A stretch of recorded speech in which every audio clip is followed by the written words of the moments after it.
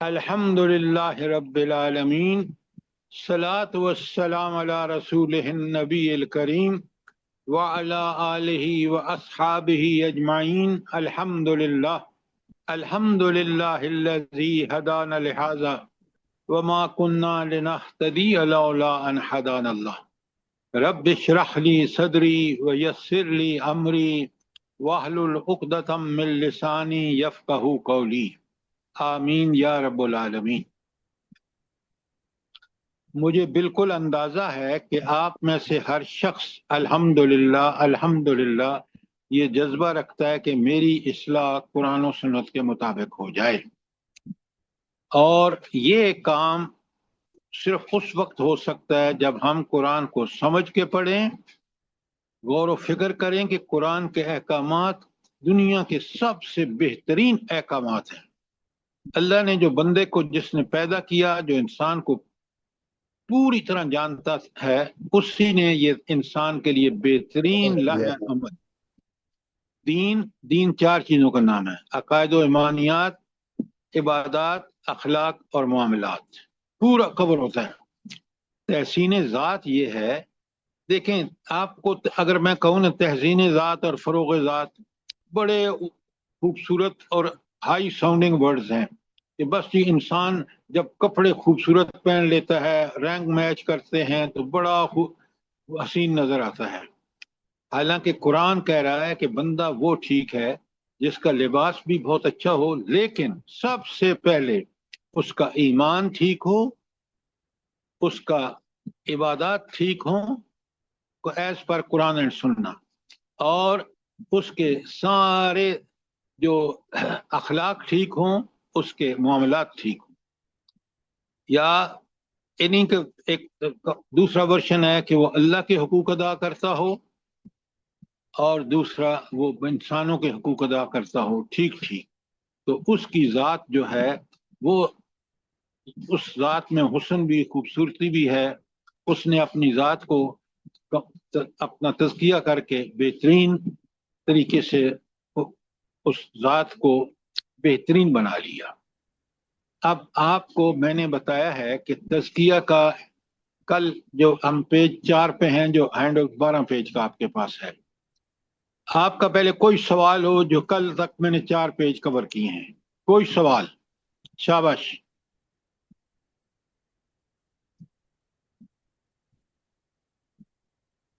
آپ سوال بالکل نہیں کرتے، میں ہر سوال کا جواب دیتا ہوں آپ کو، آپ سوال نہیں کرتے تو مجھے کیسے پتہ چلے کہ اگر آپ کو 100% سمجھ آ گیا ہے تو یہ تو بڑی اچھی بات ہے، لیکن یہ ممکن نہیں ہے۔ انسان کے ذہن میں سوال پیدا ہوتے ہیں، اور اگر اچھا طالب علم وہ ہوتا ہے جو سوالوں کے ذریعے اپنے ٹھیک ٹھیک جواب سمجھ لیتا ہے اور پھر اس کے مطابق اپنی زندگی کو۔ تو اگر آپ کو تزکیہ کا لفظی مفہوم جو ہے، جو ڈکشنری کے میننگ ہیں، وہ یہ ہے کہ کسی چیز کو صاف ستھرا بنانا، جیسے آپ برتن دھوتی ہیں نا، برتن کو صاف ستھرا کر دینا، اور پھر اس کی صفائی میں حد درجے کی جو نفاست پیدا کر دینا، یہ اس کی صفائی، اس کی اصلاح ہوگی۔ اسی طرح آپ بھی اگر اپنے ذات کا پوری طرح اصلاح کر لیں، اور پوری اصلاح اس وقت ہوتی ہے جب سب سے پہلے عقیدے کی اصلاح ہو۔ کیوں عقیدہ سب سے پہلے کیوں ضروری ہے؟ جلدی بتائیں۔ توحید سارے ایمانیات کی جی، بنیاد ہے۔ توحید سارے جی عقیدہ ایمانیات کی ہوگا تو اصلاح ہوگی نا، بنیاد ہے۔ بس ساری سر چیزیں وہ عقیدے پر۔ اپنے عقیدے کے مطابق کام کرے گا، جو اس کا عمل ہوگا اس میں اس کی سوچ فکر سب بہترین ہوگی تو اس کا عمل بہترین ہوگا۔ اصل میں آپ بات ٹھیک کر رہے ہیں، عقیدہ انسان کی سوچ و فکر ہے۔ اگر وہ عقیدہ یا وہ سوچ و فکر قرآن و سنت کے مطابق ہے کہ سب سے پہلے اس کا عقیدہ توحید پکا سچا ہونا چاہیے، اس میں کجی ہوگی، اس کے دوسرے عقائد رسالت اور آخرت میں بھی کجی ہوگی۔ اور اگر یہ عقیدہ توحید ٹھیک ہے، اس لیے کہ بڑے غور سے سنیں، عقیدہ توحید وہ بنیادی عقیدہ ہے کہ جس سے انسان کے باقی عقائد، رسالت، آخرت، کتب ساری اسی سے برآمد ہوتی ہیں، اور یہی عقیدہ دین اسلام کی بنیاد ہے۔ لکھ لیں، دین اسلام کی بنیاد عقیدہ توحید ہے۔ اچھا، اب اگر آپ سے یہ سوال کرے کوئی کہ بتائیں کہ یہ عقیدہ توحید اسلام کی بنیاد کیسے ہے، تو بتائیں مجھے، آپ کیا بتائیں گے؟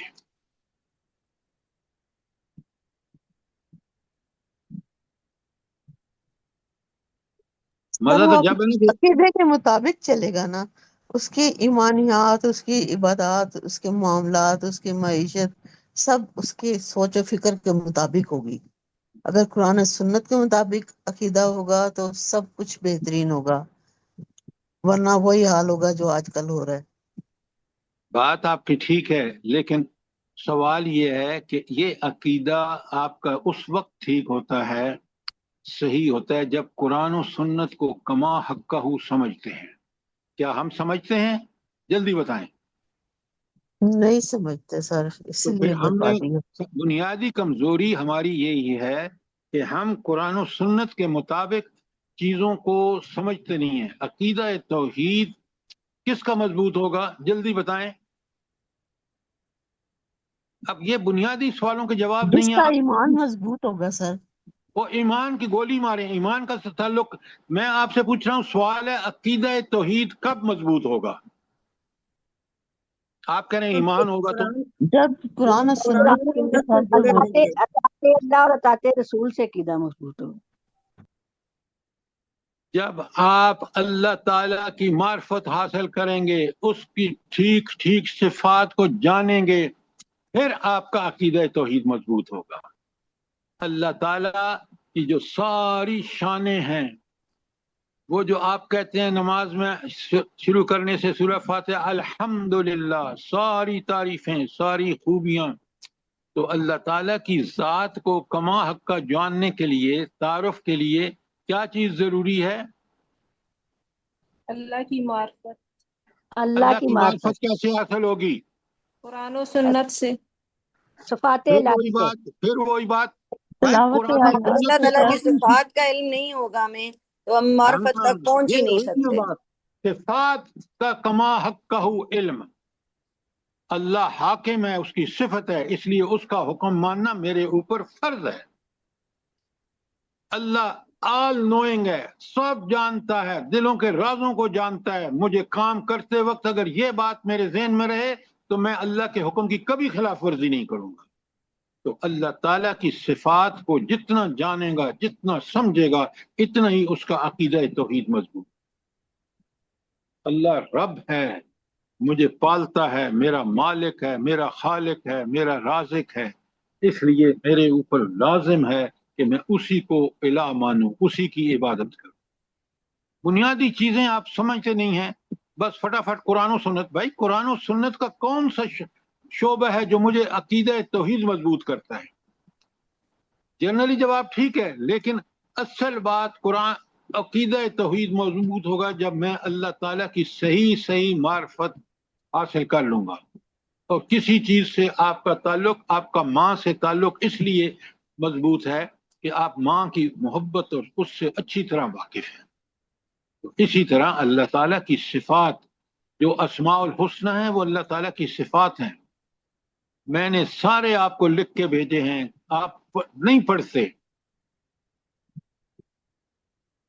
اگر پڑھیں سمجھیں تو عقیدہ توحید، وہ رب کو میں کیسے دھوکہ دے سکتا ہوں جو میری رگ رگ سے واقف ہے،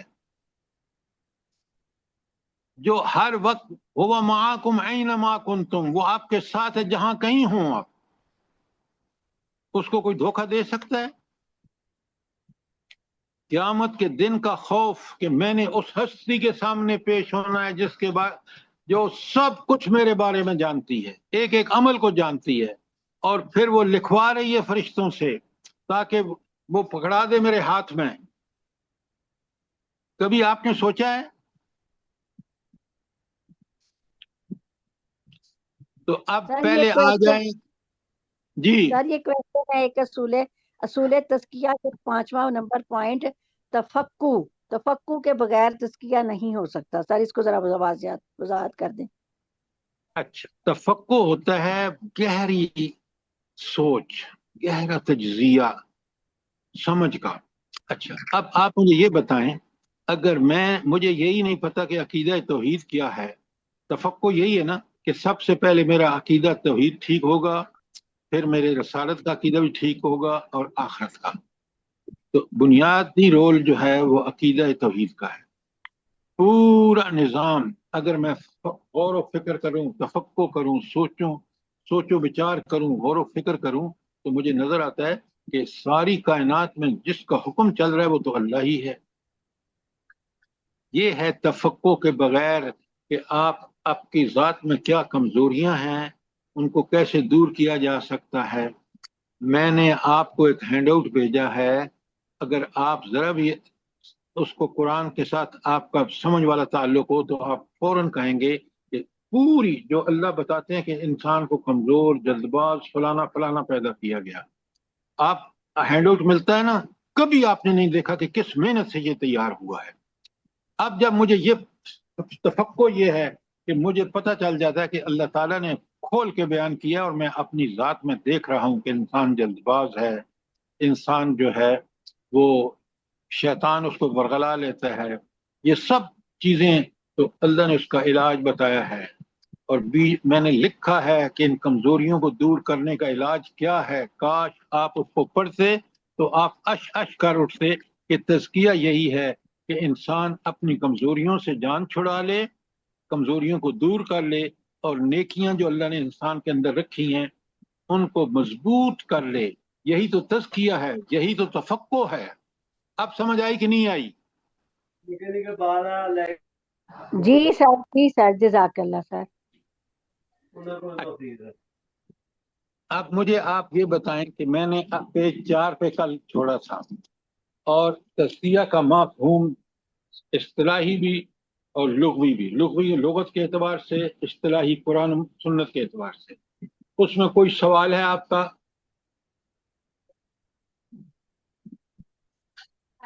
اب یہ فروغ ذات اور تحسین ذات کو سمجھیں.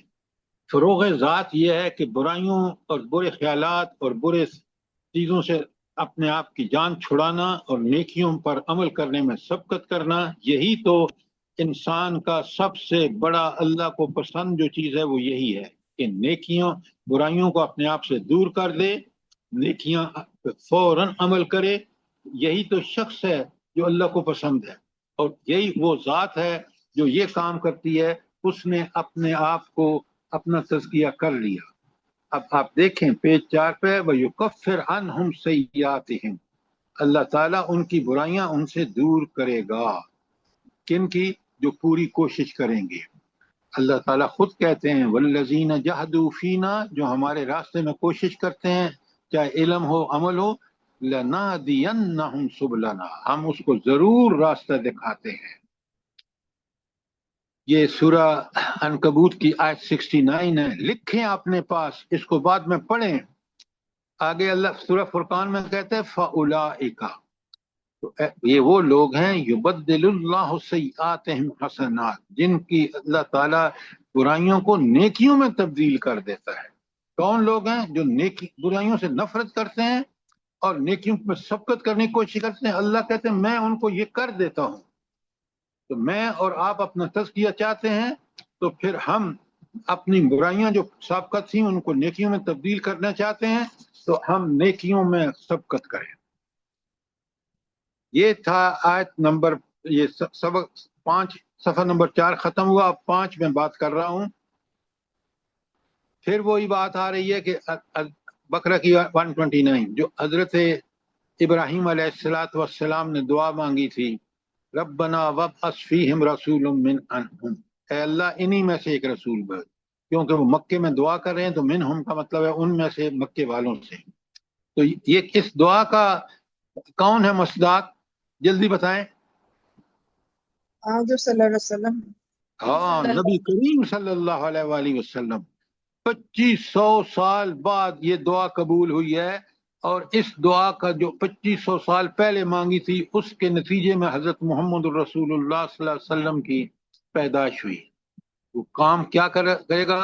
نمبر 1 یتلو علیہم آیات کا، اس آیات ان پر تلاوت کرے گا. نمبر 2 یعلمہ الکتابہ، ان کو کتاب یعنی احکامات کی تعلیم دے گا، والحکمہ اور حکمت کی تعلیم دے گا، ویزکیہم، اور چوتھی بات کہ ان کا تزکیہ کرے گا.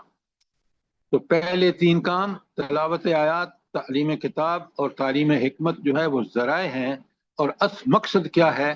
تاکہ لوگوں کا تزکیہ ہو. اچھا، کوئی سوال یہاں پر؟ اب آگے 2 آیتیں بڑی غور سے دیکھیں. قد افلح من تزکا، وہ کامیاب ہو گیا وہ شخص دنیا اور آخرت دونوں میں جس نے اپنا تزکیہ کر لیا. اچھا، یہ جو نیچے آیت ہے صرف 4-5 الفاظ ہیں، وَذَكَرَ اسْمَ رَبِّهِ فَصَلَّى، کیا مطلب ہے اس کا؟ کون ایکسپلین کرے گا؟ جلدی بتائیں.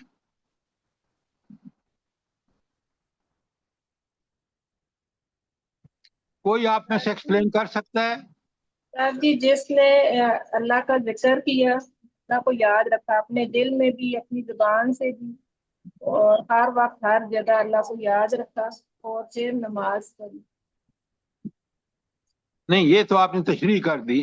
یہ کیا مطلب ہے اس کا؟ کہ جو آپ نے بات ٹھیک کی ہے، وَذَكَرَ اسْمَ رَبِّهِ، اس نے اپنے رب کا ذکر کیا زبان سے بھی. کیوں؟ جب زبان سے ذکر کر رہا ہے تو شیطان بھاگ جاتا ہے، صحیح حدیث ہے. اور جب آپ عمل سے ذکر کر رہا ہے کہ اپنے ہر عمل میں، ہر جگہ، ہر وقت اللہ کے حکم کو سامنے رکھتا ہے، تو گویا اس نے وَذَكَرَ اسْمَ رَبِّهِ کا حق ادا کیا. دوسرا، اس نے فصلہ اور نماز پڑھی. اس کا پہلی آیت سے کیا تعلق ہے؟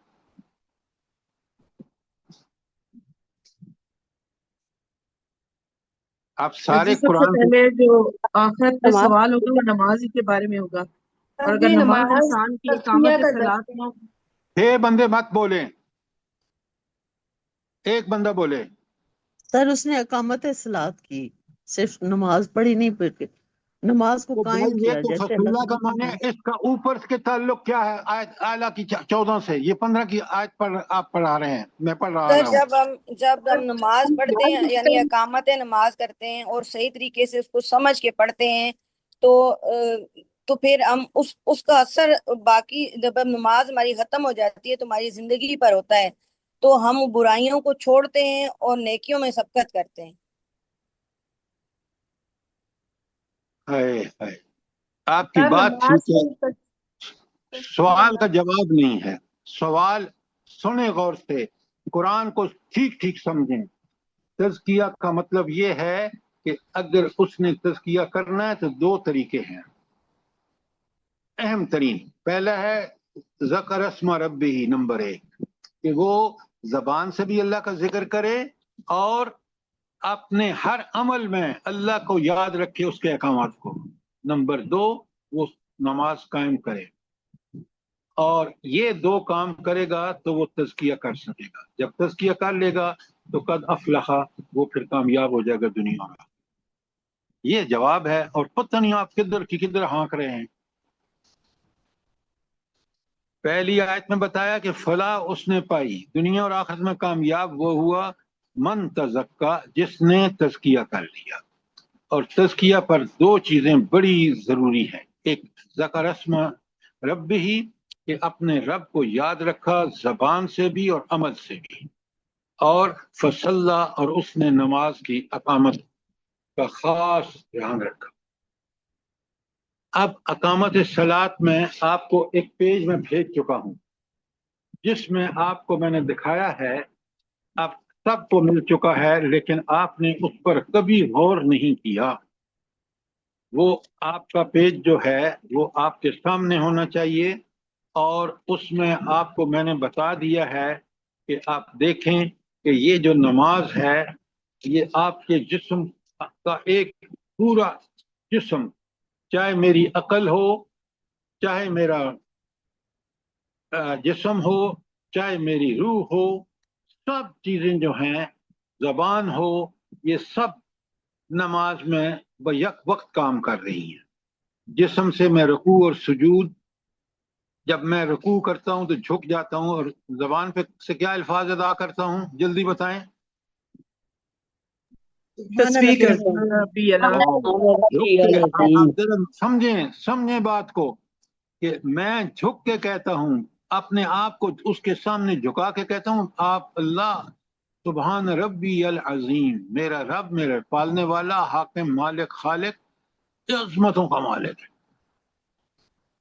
یہ میں زبان سے کہہ رہا ہوں، اور جسم سے میں رکوع میں ہوں. اور پھر سجدہ جو سب سے حالت وہ ہے جس میں اپنی عاجزی کی انتہا کر رہا ہوں، کہ میں نے ناک اور پورا منہ زمین پر رکھا ہوا ہے اور اللہ سے کہتا ہوں سبحان ربی الاعلی.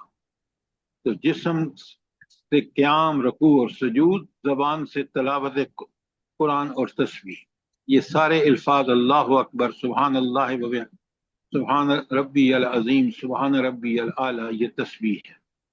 عقل اس وقت میں سوچ رہا ہوتا ہوں. اللہ نے مجھے دماغ دیا ہے، میں رکوع کی حالت میں ہوں، اور زبان سے کیا پڑھ رہا ہوں اس پر جب غور و فکر کرتا ہوں تو میں اپنے عقل کو استعمال کرتا ہوں جو اللہ نے دی ہے.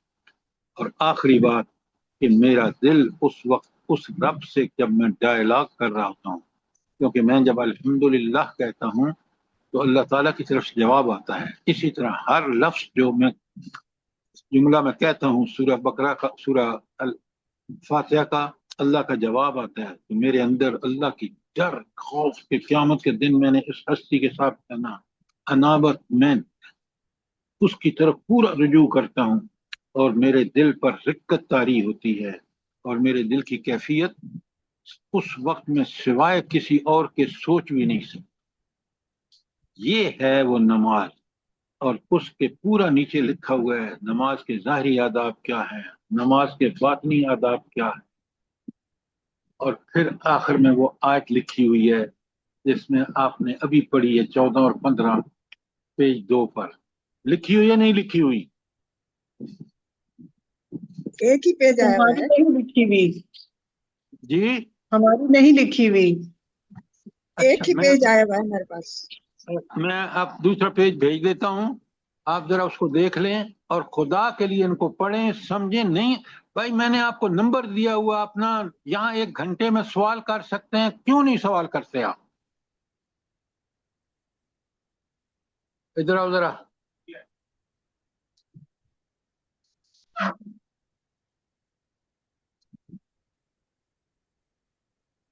یہ دونوں پیج، یہ بھی بیک میں دونوں پیج، پہلا بھیجا ہے، دوسرا نہیں بھیجا. فٹافٹ.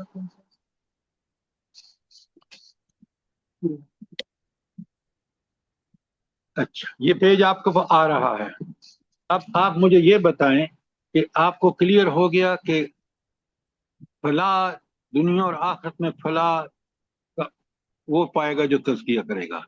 تزکیہ کرنے والے کو 2 کام جو ضروری انتہائی اہم ہے، وہ ہے کہ اللہ کا ذکر زبان سے بھی اور عمل سے بھی، اور دوسرا اس نے نماز قائم کرنی ہے. کوئی سوال یہاں پر؟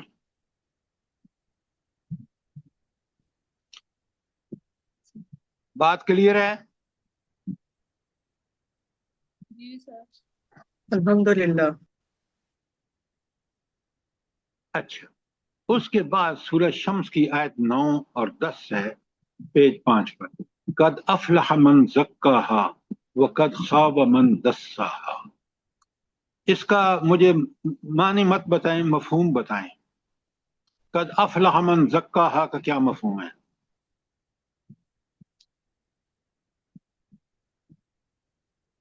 بھائی جلدی بتائیں. سر جس نے اپنے نفس کو پاک کر لیا، شیطان سے بچ گیا، طاغوت سے بچ گیا، اور اطاعت اللہ اور اطاعت رسول کر لی صحیح طریقے سے، تو اس نے اپنے جسم کو پاک کر لیا. اب سوال کا جواب نہیں ہے. قد افلح، وہ کامیاب ہو گیا دنیا اور آخرت میں، من زکاہا، جس نے اپنا تزکیہ کر لیا. بس اتنی سی بات ہے. آپ پتہ نہیں ادھر ادھر کی ساری باتیں کہہ رہے ہیں، لیکن آیت کے اندر رہیے نا. کامیاب وہ ہوا دنیا اور آخرت میں جس نے اپنا تزکیہ کر لیا. تو دنیا اور آخرت کی کامیابی کا دار و مدار کس پر ہے؟ تزکیہ پر. تزکیہ پر ہے. اور آگے کا وقت خواب من دساہا، اور وہ ناکام اور نامراد ہو گیا دنیا اور آخرت دونوں میں، من دساہا جس نے اس کو دبا دیا. دبانے کا مطلب یہ ہے کہ انسان کو اللہ نے جو پہچان دی ہے نیکی اور بدی کی، فَلْحَمَهَا فُجُورَهَا وَتَقْوَاهَا، وہ برائی کر رہا ہوتا ہے اور آپ اور مجھے بالکل یہ اندازہ ہوتا ہے، اور نفس میرا ضمیر کہہ رہا ہوتا ہے کیا کر رہے ہو، یہ اتنی برائی کر رہے ہو، تو میں اس کو دبا دیتا ہوں، نہیں یار چپ رہو، اس میں دنیا میں فائدہ ہے، یہ مال ملے گا، یہ میری عزت بڑھے گی، فلان ہوگا. شیطان جو مجھے کہتا ہے میں اسی کے دلیل بنا کر اس کو پیش کر دیتا ہوں.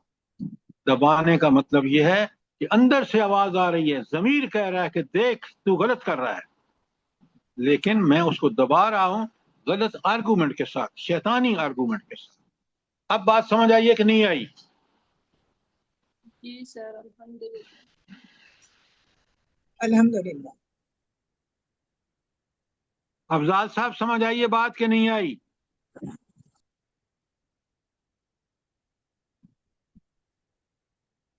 جی سر الحمدللہ.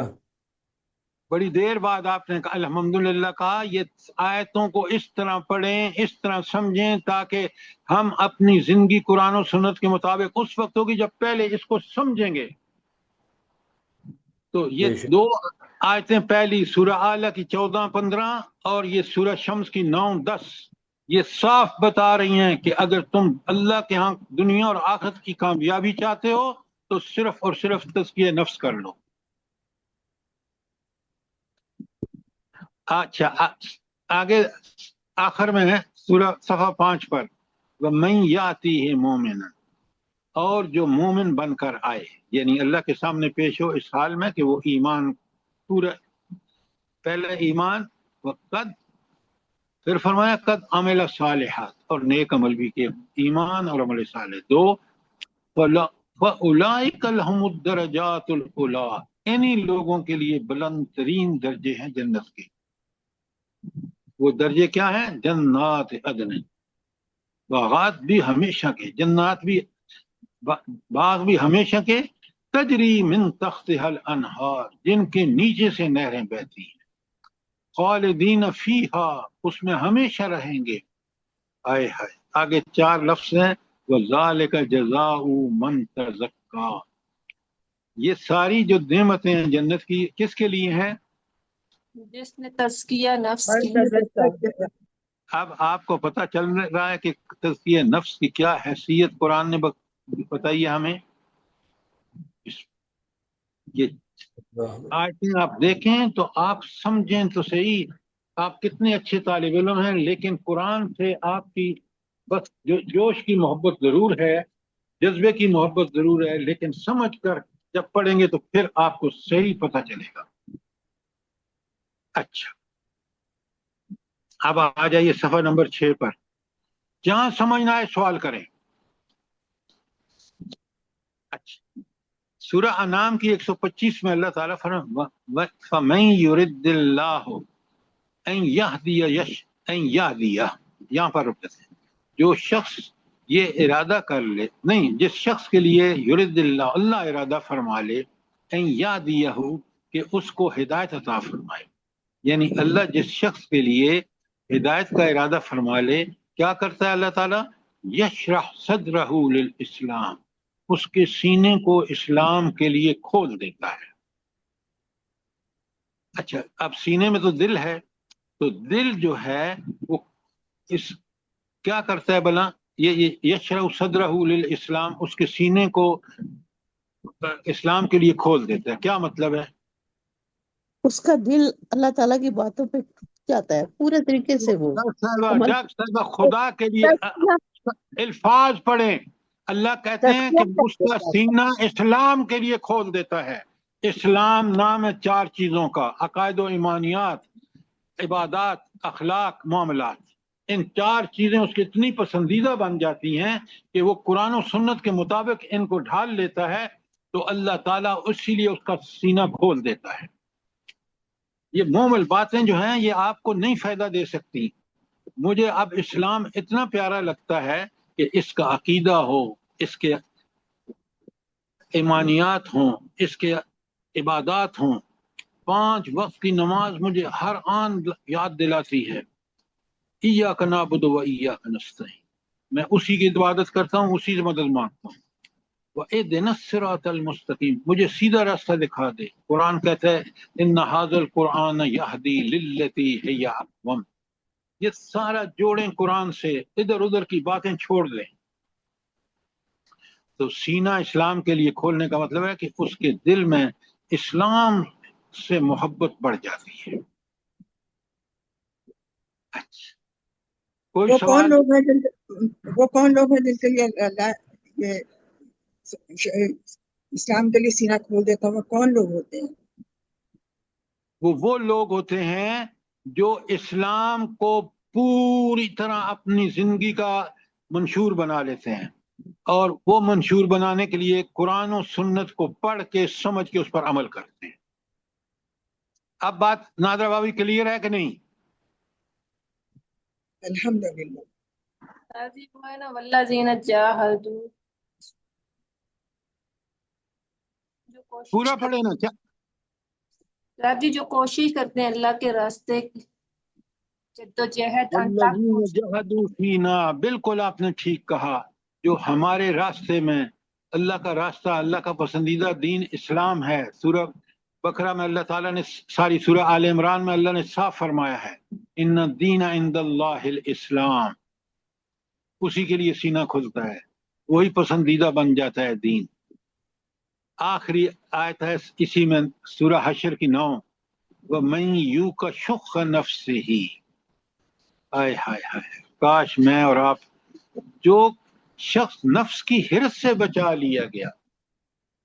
کیا مطلب ہے نفس کی حرص سے بچا لیا گیا؟ بس جلدی بتائیں نا. سر نفس کی مادہ کمزوریوں پر قابو پا لیا اس نے. پرستی.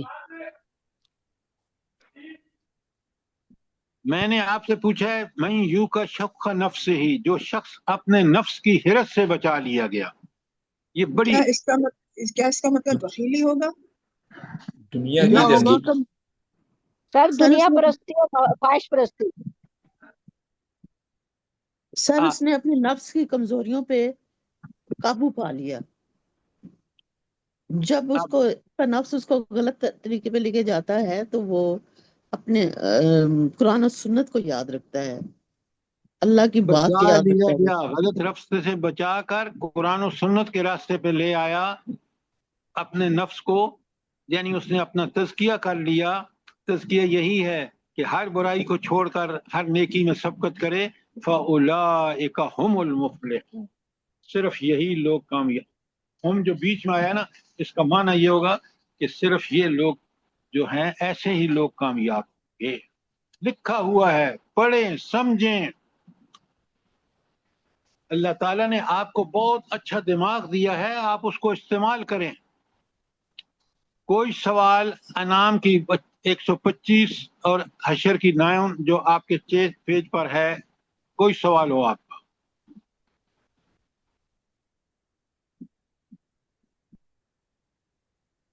کتنا نیچے خوبصورت لکھا ہوا ہے. تزکیہ نفس کے بعد آدمی ایسے کردار کا حامل ہو جاتا ہے کہ وہ اطاعت امر میں پیچھے نہیں رہ سکتا.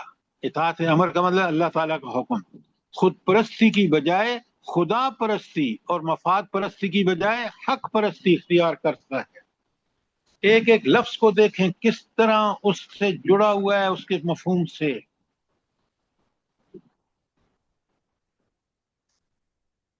اب ذرا اگر کوئی سوال نہیں ہے تو یہ چیز آپ نے اچھی طرح سمجھنی ہے. نفس کی 3 قسمیں ہیں.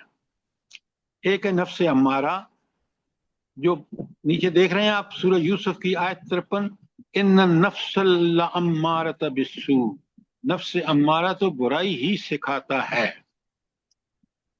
یہ تو بڑا برا نفس ہوا. نفس لوامہ، جو غلط کام کرنے، غلط سوچنے یا بری نیت رکھنے پر نادم ہوتا ہے اور انسان کو ملامت کرتا ہے، لوامہ ملامت کرنے والا۔ اچھا، یہ نفس انسان کو کب ملامت کرتا ہے؟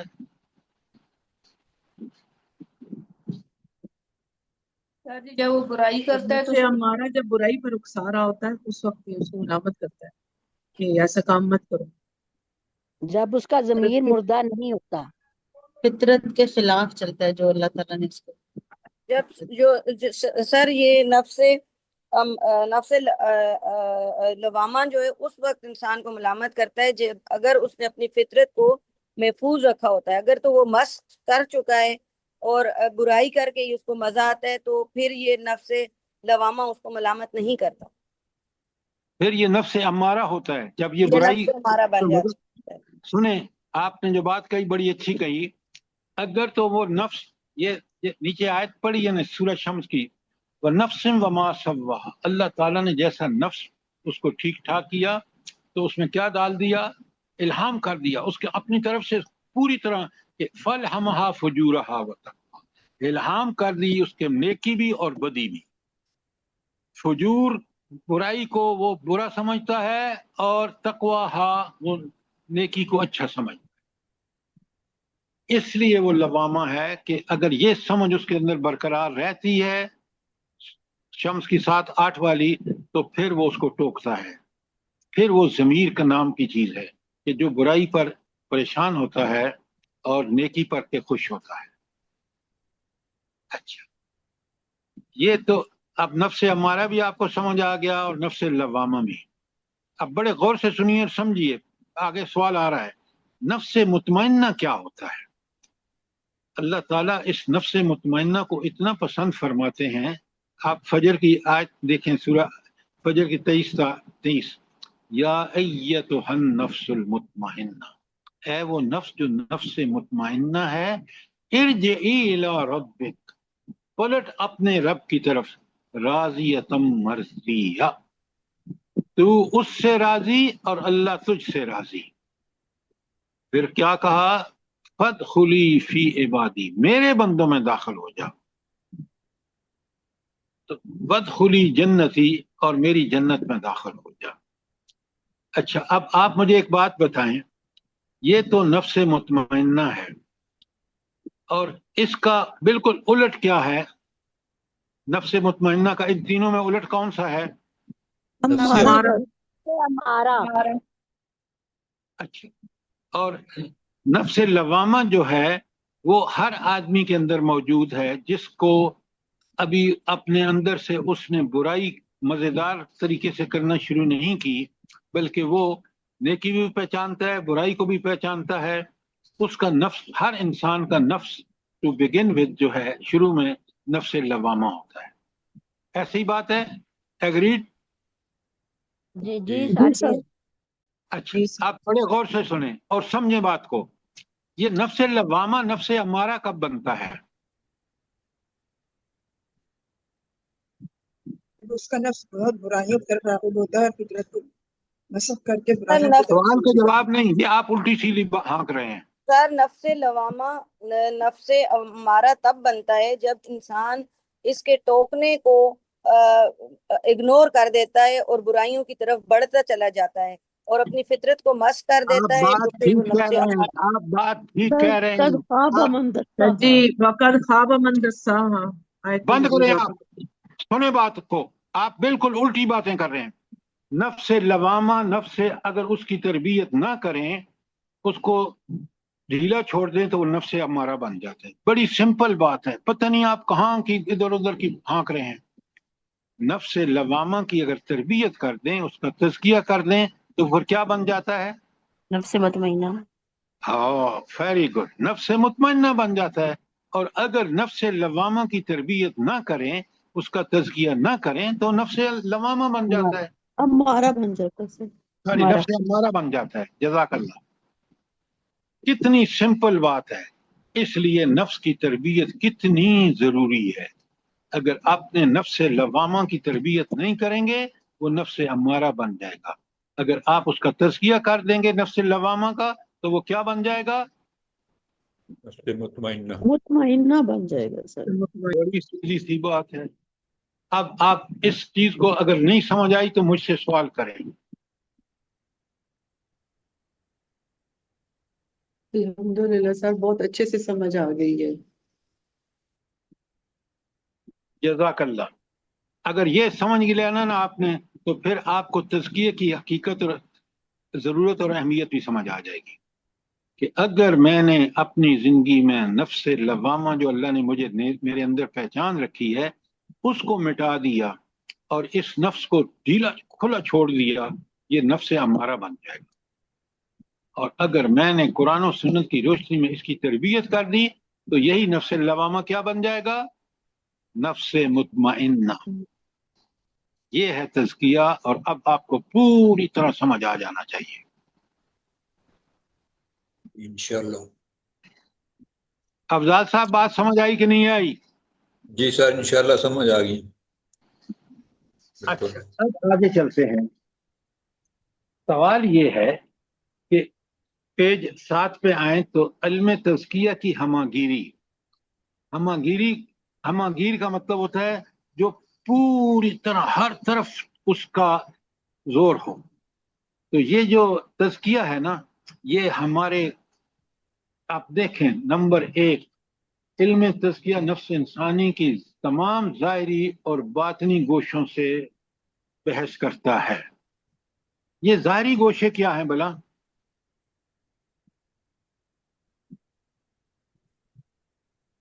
یہ وہ مسئلہ ہے جو آپ کو سوچنا چاہیے کہ ہمیں پتہ سنیں. ظاہری جو گوشہ ہے وہ ہے ہمارے اعمال جو ظاہراً ہم کرتے ہیں.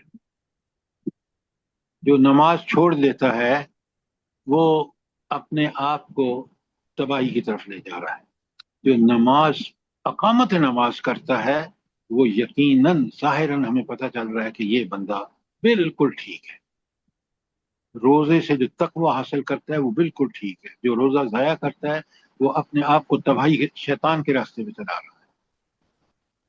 جو انفاق فی سبیل اللہ کرتا ہے، مال اللہ دیتا ہے، زکوٰۃ دیتا ہے، وہ مال کو پاک کر لیتا ہے.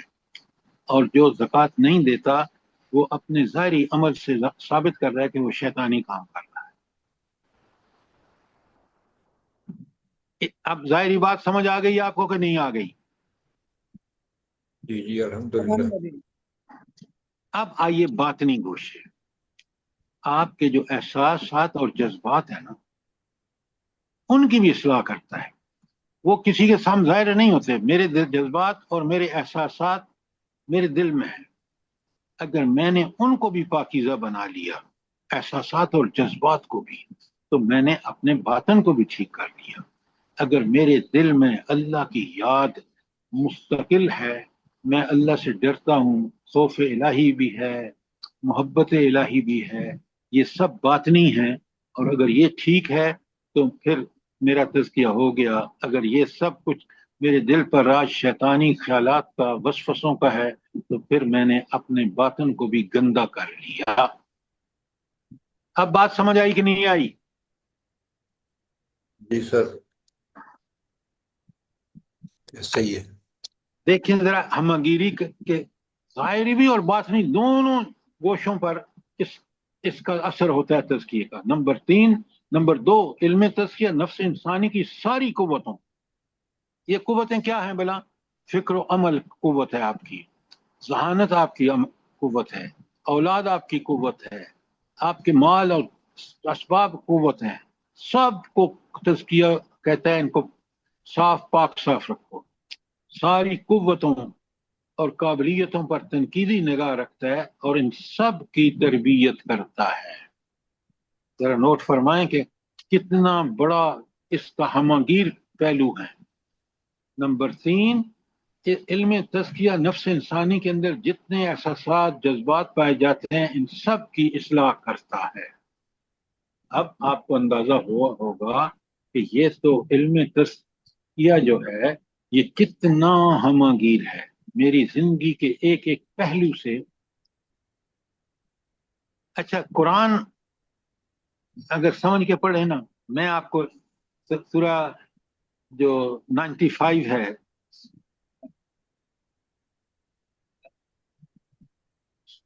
وہ میں آپ کے سامنے پڑھ رہا ہوں، آیت 4 اور 5۔ 95 آیت کون سی ہے؟ جلدی بتائیں، کون سی صورت ہے؟ سورہ 3۔ سورہ 3 ہے سر۔ شاباش شاباش، سورہ 3۔ سورہ 3 کی بڑے غور سے سنیں۔ قرآن اللہ کی وہ کتاب ہے، اگر آپ کا سینہ کھل جائے نا اس کتاب کے حوالے سے بڑی بات ہوگی۔ ذرا غور سے سنیں، اللہ کہتے ہیں لقد خلقنا الانسان فی احسن تقویم، ہم نے انسان کو بہترین ساخت پر پیدا کیا۔ کیا مطلب ہے اس کا؟ جلدی بتائیں۔ اللہ کے بندو بڑا آسان ہے، میری اور آپ کی ذہنی ساخت ہو، ہماری جسمانی ساخت ہو، ہماری عقلی ساخت ہو، یہ ساری کی سارے تمام مخلوقات سے اللہ نے بہتر بنائی۔ جسم دیکھ لیں، آپ اپنی عقل دیکھ لیں، اپنی قوتیں دیکھ لیں، بہترین ساخت پہ پیدا کیا۔ بات سمجھ آ گئی؟ آیت نمبر 4۔ جی سر۔ جی سر۔ اچھا، اب بڑے غور سے سنیں۔ ثم رددناہ اسفل سافلین، پیدا تو بہترین ساخت پر کیا، لیکن پھر اللہ کہتے ہیں ہم نے اس کو لوٹا دیا اسفل، نیچوں سے نیچے ہو گیا۔ یہ کیا مطلب ہے اس کا؟ سر اس نے اپنی تمام جو اللہ تعالیٰ نے اس کو صلاحیتیں دی ہیں ان کا مکمل فائدہ نہیں اٹھایا، بلکہ غلط طریقے پہ چلا گیا۔ کیوں غلط طریقے پر کیوں چلا گیا؟ اپنی فطرت کو اس نے مسخ کر دیا، ضمیر کی آواز نہیں سنی۔ ڈاکٹر صاحبہ، یہی وہ سوالات کے جواب ہیں جو آپ کے پاس نہیں ہیں، تو آپ کا علم ادھورا ہے۔ وہ اس لیے چلا گیا کہ اللہ نے اس کو دنیا میں محدود آزادی دی، چاہے تو میری بات مانو چاہے تو نہیں مانو۔ اس نے نہیں مانی، اس لیے وہ اسفل سافلین ہو گیا۔ ثم رددناہ، کیونکہ اللہ نے اس کو اجازت دی، اس اجازت کا اس نے غلط فائدہ اٹھایا اور وہ نیچوں میں سے نیچا ہو گیا۔ اب آپ دیکھیں آج کہ آج کا انسان کتنی بدبختی ہے کہ فحاشی اور عریانی کی انتہا دیکھیں کہ ہر ایڈ کے ساتھ آتا ہے لگا ہوا کہ بھائی تم اپنے ہاں ان جنسی آزادی کو عام کرو گے، اور اس ایک شیطان کا اتنا بڑا حربہ ہے کہ جنسی آزادی ملی اور انسان آپے سے باہر ہوا، اور اس کو قرآن سے دور کر دو۔ یہ آج مسلمان قرآن سے دور ہے، اور دیکھ لیں کہ اللہ ثم رددناہ اسفل سافلین ہمارے اوپر کتنا فٹ آتا ہے۔ دیکھیں قرآن ایک ایک آیت کتنی زبردست ہے۔ کیا ہم یہ کہہ سکتے ہیں کہ ہم نے وہ نفس لوامہ کو نفس امارہ میں بدل دیتا ہے؟ بالکل، ہمارا نفس لوامہ نفس امارہ بن جائے گا اگر ہم اس ویسٹ کے پیچھے چلیں گے تو، اور چل رہے ہیں ہم۔ ہمارا ایجوکیشن سسٹم، ہمارا فائنانشل سسٹم دیکھ لیں آپ۔ استغفر اللہ، صحیح بات ہے۔ بات سمجھ آ رہی ہے کہ نہیں آ رہی؟ جی سر، الحمدللہ۔ الحمدللہ زیادہ کلیئر ہو گیا۔ اچھا، اب یہ جو میں نے آپ کے سامنے آیت پڑھی ہے سورہ 3 کی، سورہ 3 کی، آپ مجھے یہ بتائیں کہ اس کے ایکویولنٹ کون سی صورت ہے جو بالکل اسی مفہوم میں ہو، الفاظ بھلے سے مختلف ہوں؟ سورہ بتائیں مجھے التکاثر، الہاکم التکاثر۔ کون سی صورت؟ قد افلح من زکاها وقد خاب من دساها، صورت نامی ہے۔ نہیں، افضال صاحب خدا کے لیے آپ ذرا قرآن کو سمجھیں۔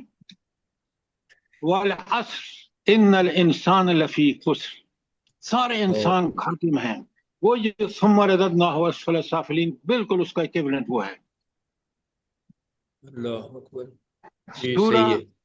سورہ عصر، اگر سب گھاٹے میں ہیں الا الذین، سوائے ان لوگوں کے جنہوں نے 4 کام کیے۔ آمنو نمبر 1، عمل الصالحات 2، وہ بالکل جو لقد خلقنا الانسان فی احسن تقویم، کہ اس کو پیدا کیا اور چار کام کیے.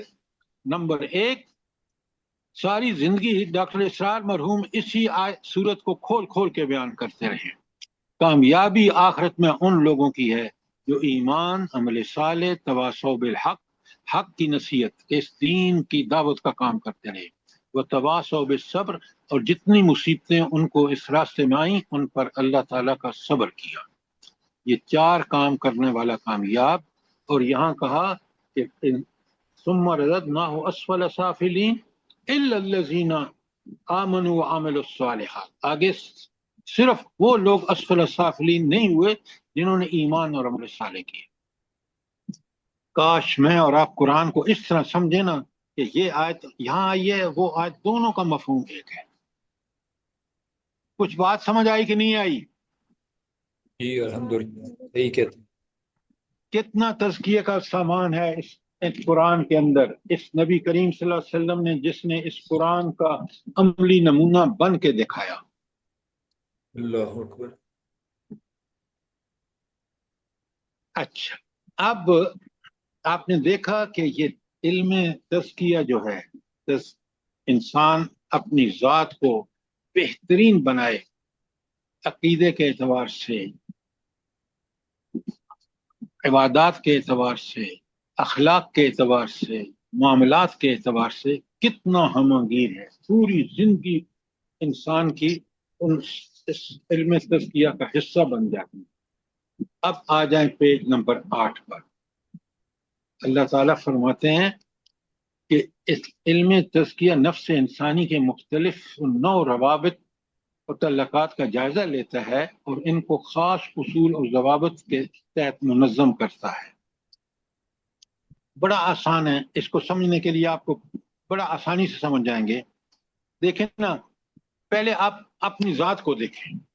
میرے جسم کا میرا قبضہ میرے جسم پر ہے، میرے نفس پر ہے، اور میں خود ان سارے تعلقات، میرے جسم کے ساتھ کیا تعلق ہو، آپ دیکھتے ہیں کہ بڑا کیئرفل رہتا ہوں. میں کوئی بیماری نہیں لگنے دیتا. بیماری ہوتی تو فوراً دوڑتا ہوں ڈاکٹر کے پاس. اور لیکن نفس کی مجھے کوئی پرواہ نہیں ہے، نعوذ باللہ. اگر میں نفس کو بھی ٹھیک کر لوں قرآن و سنت کے مطابق تو میرے سارے حقوق جو اللہ کے ہیں. اللہ کے حقوق کیا ہے؟ سب سے بڑا اللہ کا حق کیا ہے؟ جلدی بتائیں. اللہ کی عبادت. اس کے ساتھ کسی کو شریک نہ کیا جائے، بالکل اللہ کے ساتھ آپ نے کسی کو ٹھیک کہا. شریک نہ ٹھہرایا. آپ سنیں بات کو. عبادات میری ٹھیک ہوں گی تو اللہ سے تعلق ٹھیک ہوگا. نماز، روزہ، حج، زکوٰۃ، اللہ کا ٹھیک تعارف، اس کی صفات کا مجھے ٹھیک ٹھیک علم ہوگا تو میرے حقوق، اللہ کے حقوق کرنے میں مجھے آسانی ہوگی. حقوق العباد ایک بڑا لمبا سلسلہ ہے. میری ذات کا مجھ پر حق، میری اولاد کا مجھ پر حق، میری بیوی کا مجھ پر حق، میرے والدین کا مجھ پر حق، میرے محلے والوں کا مجھ پر حق، پڑوسیوں کا حق، شہر والوں کا حق، مسلمانوں کا حق، غیر مسلموں کا حق. اب گنتے جائیے آپ. رشتہ داروں کا حق. اگر میں نے ان کا تزکیہ نہ کیا، ان تعلقات کا، تو میں تو بڑا گھاٹے میں رہوں گا. اور آج آپ دیکھ رہے ہیں کس قدر مغرب کی بدماشی ہے کہ والدین کو اٹھا کے اولڈ ہاؤس میں پھینک پاتے ہیں. اور سب سے ڈیتھ جو انسانی مواد ہوئی ہیں وہ کہاں ہوئی ہیں بلا؟ جب یہ آیا کورونا تو امریکہ میں اولڈ ہومس میں. آپ ذرا سوچیں. اور اللہ نے قرآن میں پتہ ہے کیا کہا ہے؟ کاش میں اور آپ سمجھ سکتے ہیں. سب سے زیادہ حق اللہ کے بعد کس کا ہے؟ پیرنٹس کا. والدین. اچھا، تو اب آخری بات، علم تزکیہ نفس انسانی کے سر محلانات. جی یہاں ایک سوال ہے. سر جی یہ جو فرمائیے. تعلقات کا آپ نے ذکر کیا تو اللہ تعالیٰ نے صلہ رحمی کے تعلقات کو نبھانے کا ممکن حد تک فرمایا کہ اس کو نبھاؤ، لیکن سر جی ہمیں معلوم ہو جاتا ہے کہ یہ شخص اسلام کے اب خلاف جا رہا ہے، اس کو بات بتائی بھی جاتی ہے لیکن وہ نہیں سمجھتا. پھر اس کے ساتھ تعلقات کا ہمارا کیا، اس کے ساتھ ہمارا رویہ کیا ہو، اس کے ساتھ کیسا تعلق رکھا جائے؟ دیکھیے، آپ سوال جب کرتے ہیں نا تو آپ پورا سوال کو ٹھیک انالائز کریں. ایک شخص جو ہے وہ یہ سارے گڑبڑ کر رہا ہے لیکن پھر بھی اس میں اصلاح کا بھی باقی ہے، وہ مجھے آبزرو کرنا چاہیے. یہ تبلیغ دین کا اصول ہے. میں اس سے تعلقات قطع نہیں کروں گا، میں اس سے سمجھاؤں گا، آخری حد تک جاؤں گا. لیکن اگر اس نے جان بوجھ کے مزے لے رہا ہے اور وہ اس کا دائی بن چکا ہے تو پھر میں اس سے تعلقات ختم کر دوں. لہذا چیز کو سمجھتے ہیں پہلے، ورنہ میں آپ کو اگر یہ کہہ دوں نا آپ اس سے تعلقات ختم کر دیں، یہ غلط ہوگا. تعلقات اس وقت ختم کرنے جب وہ اس کا دائی بن جائے غلطی کا اور کوئی اصلاح کا پہلو نظر نہ آئے. ورنہ فرعون جیسے آدمی کے پاس حضرت موسیٰ کو اللہ تعالیٰ کہتے ہیں جاؤ اور اس سے کہو کہ وہ اپنا تزکیہ کر دے. اب بات سمجھ آئی کہ نہیں آئی؟ جی سر، بات نرمی سے کریں. اچھا، اب پانچواں کتنا اہم ہے، علم تزکیہ نفس انسانی کے میلانات، مشاغل، دلچسپیاں، شم و روز کے معلومات کا جائزہ لے کر ان سب کی اصلاح کرتا ہے. اور آپ کو پتہ ہے کہ ان اصلاح کا مطلب کیا ہے کہ وہ قرآن و سنت کے مطابق ہو جائیں گے تو اصلاح ہو جائے گی. اگر وہ اس کے الٹ جہاں بھی کجی ہوگی وہ مسئلہ. تو آپ نے دیکھا کہ علم تزکیہ کس قدر حاوی ہے ہماری زندگی کے ہر پہلو پر. یہ ہے اس کی ہماگیری اور یہ ہے اس کو سمجھنا بے انتہا ضروری ہے. تو اس کا صرف مطلب یہ ہے، بڑا غور سے سنیں، کہ میری زندگی کا کوئی پہلو ہو، میلانات ہوں، مشاغل ہوں، دلچسپیاں ہوں، شب و روز کے معمولات ہوں، تعلقات و روابط ہوں، سب کے سب عین قرآن و سنت کے مطابق. اور اس لیے اللہ نے اپنے انبیاء کو مبعوث فرمایا کہ انہوں نے زندگی کے ہر پہلو میں اللہ کے احکامات کو اپنے اوپر نافذ کر کے مثال پیش کی. اس لیے اللہ نے کہا کہ لقد کان لکم فی رسول اللہ اسوۃ حسنہ، کہ تمہارے لیے جو بہترین نمونہ ہے نا، ہر لحاظ سے، تزکیہ کا معاملہ ہو اور کسی کوئی بھی معاملہ ہو، بہترین نمونہ کون ہے؟ کون ہے؟ نبی کریم صلی اللہ علیہ اللہ کا رسول. صلی اللہ علیہ وسلم. اچھا، اب اصول تزکیہ ہے آپ کے پیج نمبر 8 پر. عملی تزکیے سے پہلے فکری تزکیہ ضروری ہے. اس کا کیا مطلب ہے؟ جلدی سے بتائیں. سر جی ہماری فکر و سوچ جو ہماری ہے وہ پاکیزہ ہوگی تو ہمارا عمل بھی ہمارا بہتر ہوگا. نہیں، عمل آپ جبھی مجھے سب بہتر ہوگا جب ہماری سوچ بہترین ہوگی، سوچ کے سوچو. مطابق عمل ہوگا. اچھا، یعنی علم ٹھیک ہوگا، اور ٹھیک علم قرآن و سنت کا علم ہے، یاد رکھیں. اگر یہ ڈگریاں جو ہیں یہ مجھے اور آپ کو متکبر بنا دیتی ہیں اور ہم اللہ کے دین کو نہیں سمجھتے قرآن و سنت سے، تو ہم جاہل ترین لوگ ہیں، اسفل السافلین میں سے ہیں. تو عملی تزکیے سے پہلے اللہ معاف کر دے ہم لوگوں کو سر. عملی تزکیے سے پہلے فکر کا تزکیہ، فکر، سوچو فکر ٹھیک ہوگی، قرآن و سنت کے مطابق ہوگی تو پہلا علم آپ کا قرآن و سنت کا ہو. نمبر 2، تزکیے کے لیے اخلاص شرط ہے کہ یہ سب کچھ کس کے لیے مجھے کرنا ہے؟ اللہ تعالیٰ کے لیے. کیوں؟ اس کو تزکیہ والا انسان پسند ہے.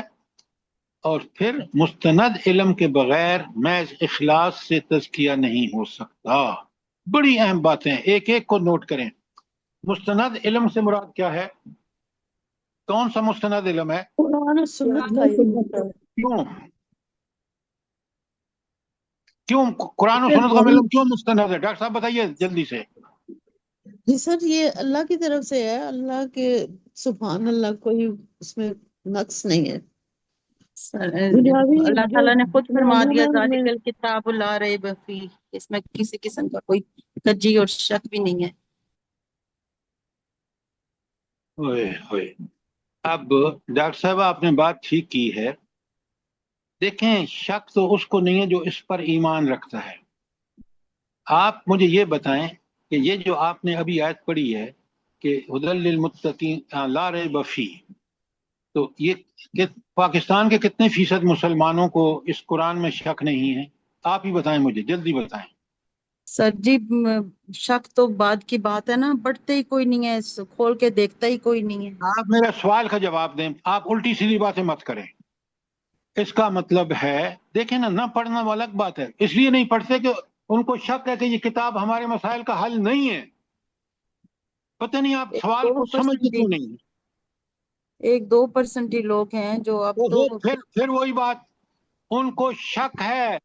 لا ریب کا مطلب کوئی شک و شبہ، ایمان مومن وہ ہے جس کو قرآن کی حقانیت پر یقین ہے۔ ان کو یقین ہی نہیں ہے۔ سود یہ کھاتے ہیں مغرب کا، یہودیوں اور عیسائیوں کا، شادیوں میں یہ بے دین سے دور کام کرتے ہیں، ہندوانہ رسموں پر۔ کیا بات کر رہے ہیں آپ؟ اچھا، مستند علم صرف قرآن و سنت کا علم ہے، اس لیے کہ وہ اللہ کا دیا ہوا ہے۔ اللہ سے مستند کوئی ہستی نہیں ہو سکتی۔ حق ہے، وہ حق ہی کہتا ہے۔ اب جس کے پاس علم ہی نہیں ہے قرآن و سنت کا، وہ خاک تزکیہ کرے گا اپنا، بھلے سے مخلص ہو۔ ایک ایک لفظ کو دیکھیں، تزکیے کے لیے وحی کا علم قرآن و سنت ضروری ہے، کیونکہ وہی مستند علم ہے۔ تفقع کے بغیر تزکیہ نہیں ہو سکتا۔ اب میری بہن نے سوال کیا تھا، تفقع یہ ہے کہ جتنا آپ مرضی ہے غور و فکر کر لیں، جتنا آپ اس کو پرکھ لیں، اللہ کے سارے قوانین، چاہے وہ شادی بیاہ سے متعلق ہوں، مرنے جینے سے متعلق ہوں، آپ کی اکانومی سے متعلق ہوں، معاشرت سے متعلق ہوں، وہ یقیناً معاشرے کے لیے بہترین ہے۔ اس لیے کہ دنیا میں آپ تاریخ اٹھا کے دیکھ لیں، بہترین زمانہ وہی تھا جب یہ قرآن نافذ ہوا، لوگوں کا تزکیہ ہو رہا تھا۔ وہ حضور نبی کریم صلی اللہ علیہ وسلم کا زمانہ ہو مدینے کا، یا خلفائے راشدین کا۔ اعتدال کے بغیر تزکیہ نہیں ہو سکتا۔ یہ جو صوفی حضرات ہیں نا، یہ ایک ہی چیز کو لے کے انہوں نے کہا اعتدال یہ ہے کہ آپ قرآن و سنت کو اس کا مقام دیں۔ نماز کو اعمال میں سب سے زیادہ فوقیت حاصل ہے، عقیدے میں سب سے زیادہ وہ جو فوقیت ہے وہ عقیدہ توحید کو ہے۔ ہر چیز کو اسی کے مقام پر رکھ کر، یہ اعتدال ہے۔ فکری رجحانات اور میلانات پر نظر تزکیہ نفس کے لیے ضروری ہے۔ کہیں میری فکر قرآن و سنت سے ٹکرا رہی ہے اور میں اس پر راضی ہوں تو یہ ٹھیک نہیں ہے، تزکیہ نہیں ہے۔ میلانات آپ کے ٹرینڈ جو ہیں وہ اسلام کے غلبے کے لیے ہونے چاہیے۔ نمبر 8، تزکیہ نفس سے مراد نفس کشی نہیں ہے۔ اللہ اکبر۔ اس کی نفس کشی کی مثال بتائیں، ذرا جلدی سے بتائیں آپ۔ یعنی سر جی یعنی چلے کاٹنا اور روحانیت اختیار کر لینا، ایسا کوئی تزکیہ نہیں ہے۔ ہندو ننگے وہ کرنا تو وہ کہتے ہیں بس یہ بڑا پہنچا ہوا بندہ بن گیا ہے۔ ہمارے ہاں بھی کچھ اسی طرح کی رسمیں ہیں۔ یہ ہے نفس کشی۔ اللہ تعالیٰ نے بالکل قرآن میں، اللہ نے بھی اور رسول صلی اللہ علیہ وسلم نے فرمایا کہ تم جو اللہ نے نعمتیں دی ہیں ان کا شکر ادا کرو۔ شکر کا ایک طریقہ یہ ہے کہ ان کے جائز استعمال کرو۔ دعوی تزکیہ نفس غلط ہے، کیونکہ اگر میں کہوں کہ میں نے تو اپنے نفس کو پاکیزہ بنا لیا ہے اور نعوذ باللہ متکبر بھی ہوں، نعوذ باللہ۔ تقوی کا علم تو اللہ کو ہے۔ اچھا، یہ تقوی کیا چیز ہے اور اللہ کو کیسے علم ہے؟ جلدی بتائیں۔ سر تقوی ہاں ہونا، تقوی دل میں ہے اور اس کا علم اللہ کو ہی ہے۔ وہ تو آپ نے صحیح فرمایا، لیکن مجھے یہ بتائیں کہ تقوی ہے کیا؟ دل میں تو ہے۔ سر اللہ تعالیٰ کا احساس ہر لمحہ، ہر ٹائم، ہر کام کرتے ہوئے ہمیں یہ احساس رہے کہ اللہ تعالیٰ ہمیں دیکھ رہے ہیں، سن رہے ہیں اور ہمیں جواب دہی دینی۔ نیکیوں میں سبقت کرنا اور برائیوں سے مکمل اجتناب کرنا، یہ تقوی ہے۔ اور اس کا علم میرے رب کو ہے کہ کون آدمی کتنا متقی ہے۔ کوشش اور جستجو کے بغیر تزکیہ حاصل نہیں ہو سکتا. اب آپ قرآن کی اگر آیت کہیں تو قد افلح من تزکا، جس نے تزکیہ نفس کر لیا، خود کوشش کی. اور وہ جو سورہ عنکبوت کی آیت 69 ہے، کیا ہے بلا؟ والذین جاہدوا فینا لنہدینہم. جہدوا فینا، کوشش اور جستجو، جہدوا فینا ضروری ہے. کوئی سوال اصول تزکیہ جو 8 نمبر پر میں نے آپ کے سامنے 10 پیش کیے ہیں، کوئی ایک جس کی آپ کی سمجھ نہ آئی ہو؟ پڑھ لیں دوبارہ، کوئی سوال ہے تو کر لیں ورنہ میں پھر آگے چلوں. سر جی ٹائم ہو جی گیا ٹائم ہے. ہو گیا. ٹائم ختم ہو گیا ہے، 5 منٹ ہو گئے ہیں. چلیں آج پھر 8 پیج پہ رک جاتے ہیں اور آگے پڑھ کے آئیے. آج بھی آپ پڑھ کے نہیں آئے، پڑھ کے آتے نا تو سوالوں کے جواب دیتے. تو 8 سے لے کر 9 10 11 12 پڑھ کے آئیے. اور پھر وہ جو میں نے آپ کو بھیجا ہے کہ انسانی کمزوریاں کیا ہیں قرآن کی نظر میں، اور ان کو دور کرنے کا قرآن نے کیا طریقہ بتایا ہے، وہ سب اس میں آیات ساری منشن ہے. پھر اللہ تعالیٰ کے احسان کیا ہے انسان پر، اور اس تزکیہ یہی ہے کہ وہ جو کمزوریاں ہیں ہم تزکیہ نفس کرنے کے ساتھ ان کو دور کر لیتے ہیں، اور جو اللہ کے انعامات ہیں وہ ہم ان کو مزید مضبوط کر لیتے ہیں. یہ ہے تزکیہ نفس. اس کو پڑھیے، سمجھیے. پھر وہ اللہ پاک ہم صفا سب کو جو نماز توفیق کے دے. بارے میں اس کو بھی پڑھیے تاکہ آپ پوری طرح بات کو سمجھیں. ربنا تقبل منا انك انت السميع العليم وتب علينا انك انت التواب الرحيم. آمین ثم آمین. اللہ پاک آپ کو جزائے خیر دے اور ہم سب کو جو آپ سے جڑے آپ ہوئے ہیں. میرا ایک سوال سنیں، آپ ذرا چپ رہیں. آپ کو یہ جو سارا ہم تزکیہ پہ پڑھ رہے ہیں، اس میں کچھ چیزیں آپ کو لگ رہی ہیں کہ ہمارے لیے کتنی ضروری ہیں، اور ہم جو ہے ان کو اس طرح مربوط انداز میں نہیں دیکھ رہے تھے. یہ کچھ سمجھ بالکل آیا آپ سر، کو؟ بہت ضروری ہے، بہت جی ہی بالکل. ضروری ہے. تو اپنے آپ سر کو جی اللہ تعالیٰ آپ کو بہت زیادہ جزا دے. آپ نے بہت اچھا سمجھایا. اللہ تعالیٰ اس پہ عمل کرنے کی توفیق دے. سر ہم نے جزاک تو اپنی زندگی میں اس کو کبھی اتنا اہم سمجھا ہی نہیں. اب سمجھ آئیے کہ یہ بہت اہم چیز تھی جسے ہم نے ہمیشہ اگنور کی ہے. جزاک اللہ سر.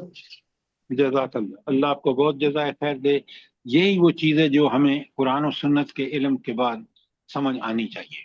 سر اصل بات یہ ہے کہ بندے نے اللہ کی قدر ہی نہیں کی جو کرنی چاہیے تھی. اللہ تعالیٰ نے قرآن پاک میں فرمایا 2-3 دفعہ. بے شک بے شک آپ ٹھیک کہہ رہی ہیں ما ڈاکٹر. قدر اللہ کا قدر ہی نہیں. اللہ کی قدر کرنی ہے تو قرآن کی قدر کریں. اللہ کی قدر کرنی ہے تو اس کے نبی کی قدر کیجیے. جی سر. بے شک.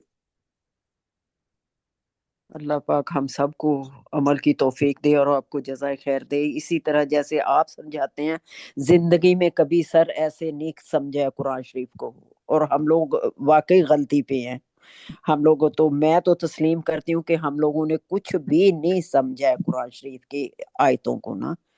اور یہ جیسے آپ سمجھا رہے ہیں، اور کسی بندے نے، کسی بشر نے نہیں اتنی کلیئر کیا ہے، اور کسی نے نہیں سمجھایا کہ کیا کیا اصول ہیں. بس سمجھ اللہ لیجیے. تعالی ہمیں اللہ توفیق پاک آپ دے. کو جزائے خیر دے سر. جزاک اللہ.